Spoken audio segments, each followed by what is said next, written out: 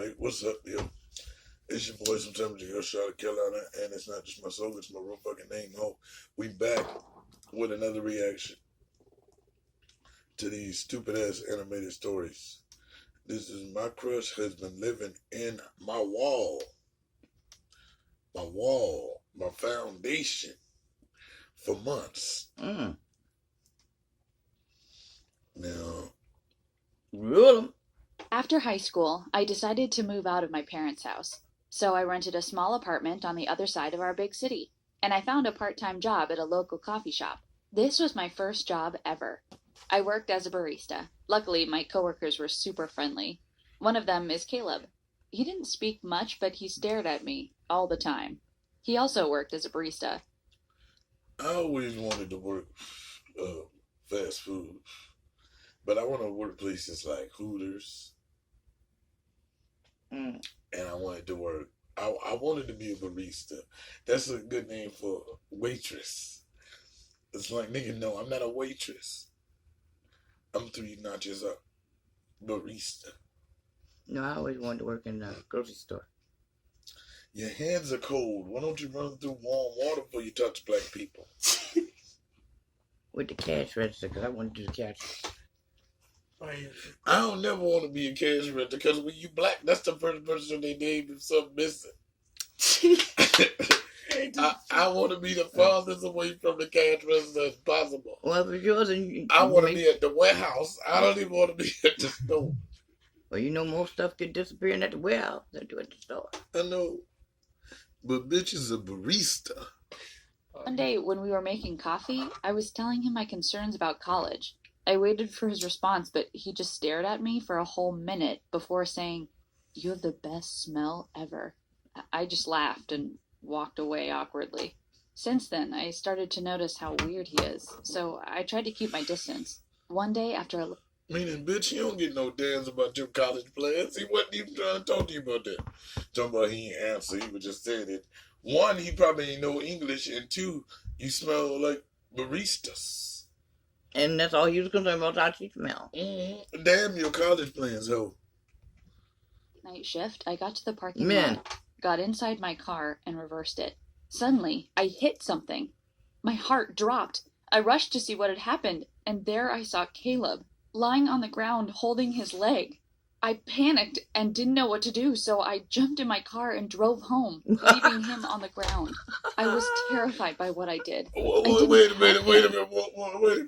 Wait.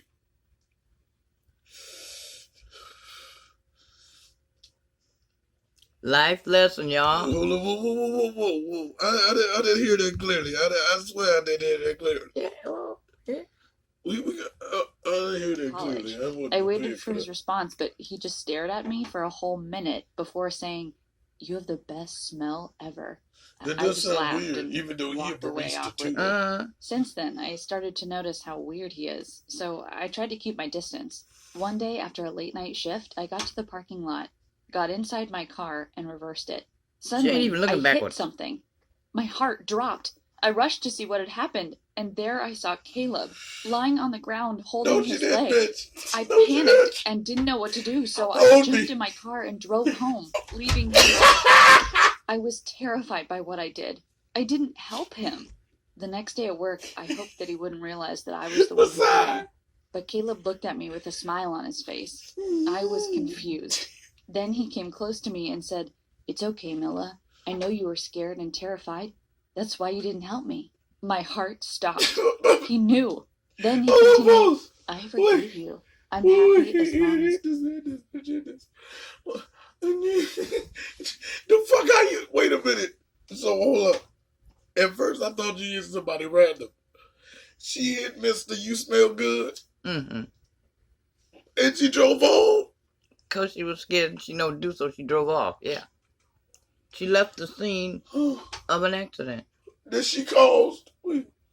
Mm-hmm. Oh, Jesus, save me. Okay, go. "You are safe, and I only got a few bruises. No biggie." I was shocked by Caleb's response. I asked him what he was doing there behind my car. He said he wanted to make sure I arrived safely because it was late at night. He was so polite, and it made me feel bad about how I treated him before. I stopped avoiding him, and we slowly became friends. But at the coffee shop, I started to notice there was a cute customer sitting in the same spot every day, and he never took his eyes off me. I blushed and smiled at him. However, he never approached. No, because he had to go to commercial. My bitch did a Rihanna, didn't she? I don't know nothing. Allegedly. Wow. Damn Merchants, and they ain't paying me for all this merch. Shit. Approached me. After my shift, I was walking to my car and I heard footsteps behind me.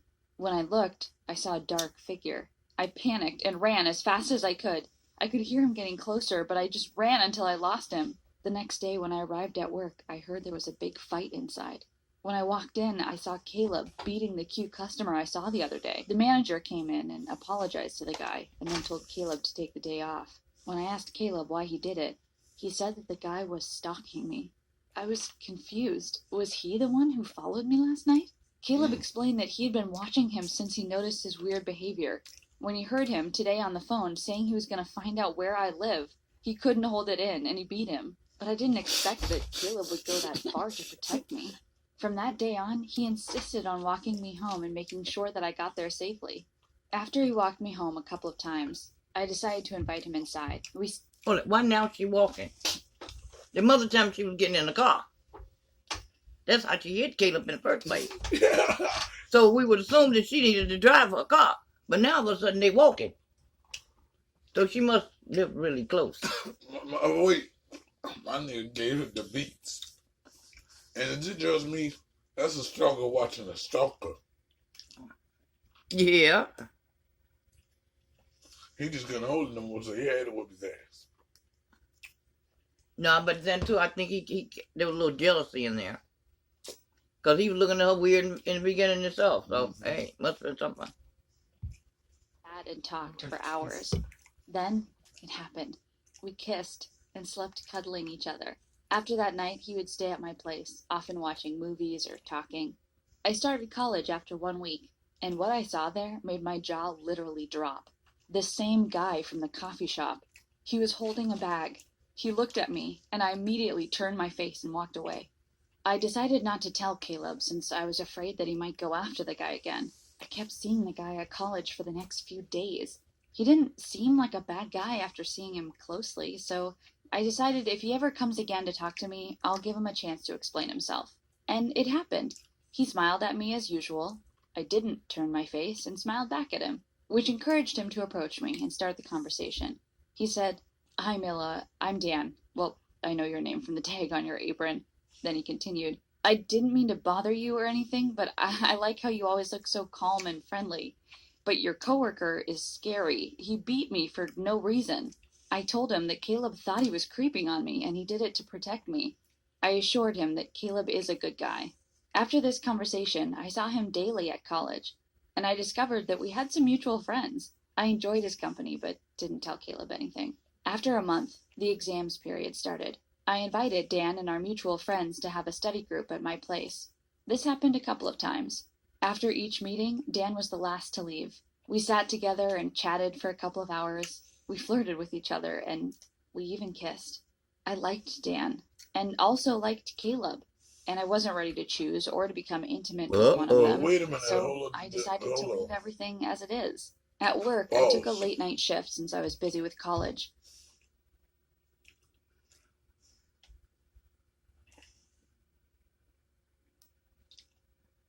I'm summoning my collectiveness.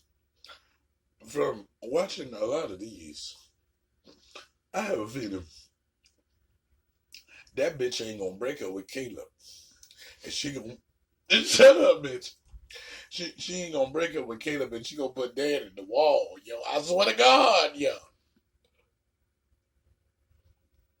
Makes sense. And then every day when Caleb leave, Dan gonna come out the wall and give her that D. But who's the crush? Dan. Why is it not Caleb? Because Caleb is a boyfriend. When was that established? I'm trying to tell you. When is the word The BF? girl, just hit the button. Watch what I tell you. Listen to Mother Gore. And on my way to the car, I felt as if I'm being watched again.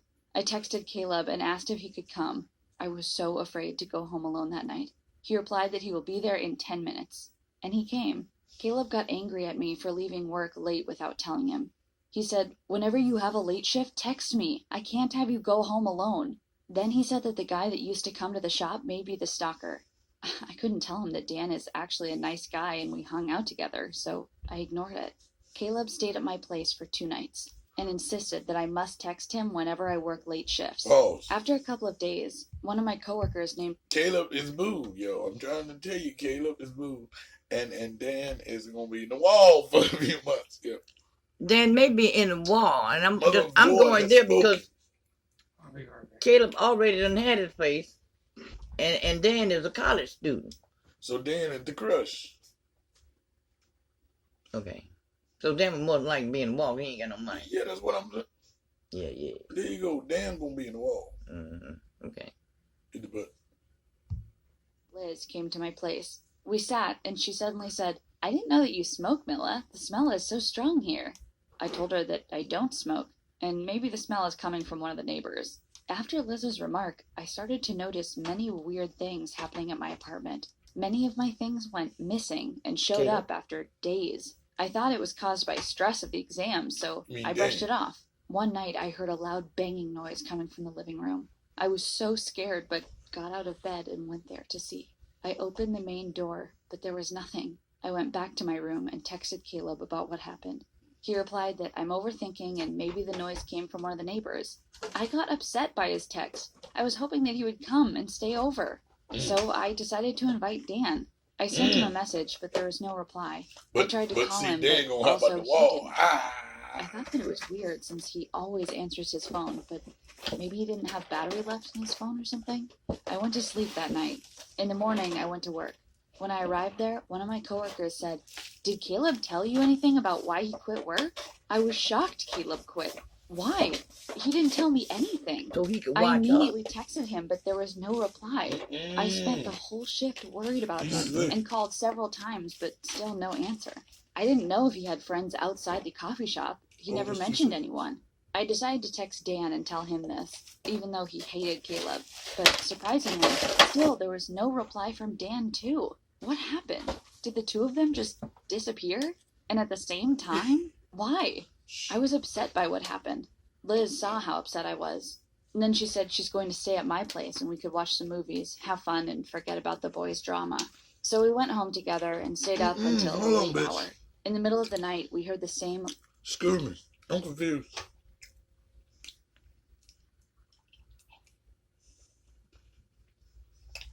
Well,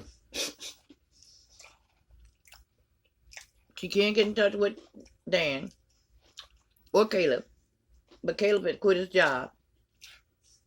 Caleb in the wall. I told you that.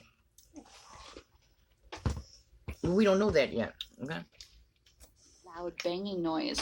I looked at Liz and she was terrified too.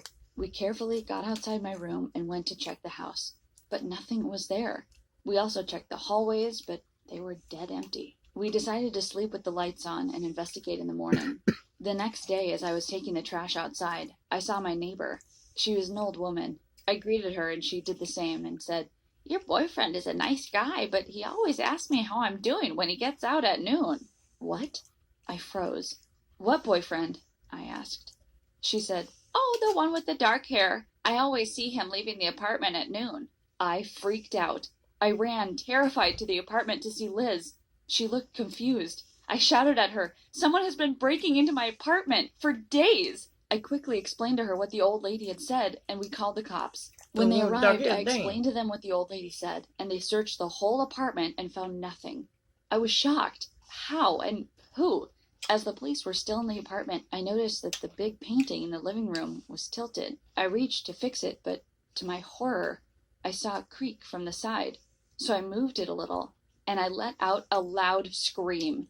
The police officers and Liz rushed to me, and when they saw, their jaws literally dropped. There was a huge hole in the wall. In that hole were a few clothes, bed sheets, and a bag. They searched the bag and found a wallet with an ID. To my shock, It was Caleb's Oh, ID. all right. Everyone was shocked. The police then said that the person who was living in the wall must stay there for a long time, since there was a lot of cigarettes and empty food cans. Then they said they will make sure to arrest Caleb and take good care of this case, since it was very dangerous and no one knew his intentions. I was terrified. Caleb, the nice guy, was a psycho who lived in my wall. They asked us many questions about him. Turned out that we barely knew anything about him.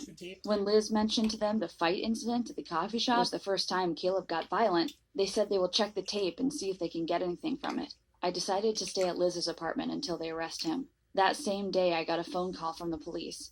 They said that they watched the tape and saw something shocking. During the fight, they saw Dan taking something out of Caleb's pocket, and they zoomed to see. It was his ID. I was terrified. Then the police said that Dan must be the one they're looking for, and he wanted to frame Caleb. After a couple of days, Caleb showed up. He said that he went to a nearby city to his sick grandma. She was on the verge of dying, and that's why he didn't have his phone with him, and apologized for the sudden disappearance. Caleb was shocked by what we told him about Dan. He said, I knew it, that guy was psycho. He was watching you the whole time with the dirtiest look on his face. Caleb told me that he was protecting me the whole time. And when I hit him with the car, he said he was coming to talk to me, but I didn't see him. As for now, I go to a psychiatrist to recover from that traumatic experience. And I quit my job. And I'm waiting for the police to find Dan and arrest him. Told you.